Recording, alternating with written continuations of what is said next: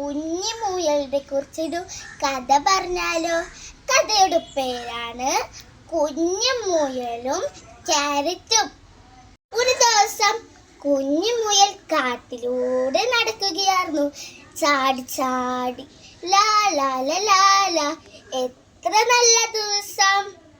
പെട്ടെന്ന് മുയൽ ഞെട്ടിപ്പോയി. അയ്യോ, വഴിയിൽ ഇത്രയും വലിയ ക്യാരറ്റോ! മുയൽ ക്യാരറ്റിനെ എടുത്ത് ചാടി കളിക്കാൻ തുടങ്ങി. ഹയ്യട ഹയ്യ!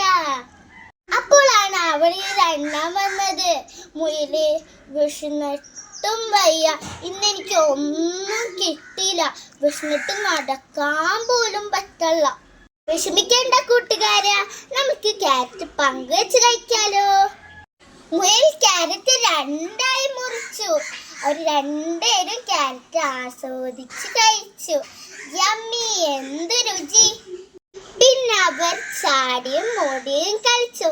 ഇതിന്റെ ഗുണപാഠം എന്താണെന്നറിയോ കൂട്ടുകാരെ? പങ്കുവെച്ച് കഴിക്കുന്നത് ഒരു നല്ല ശീലമാണ്.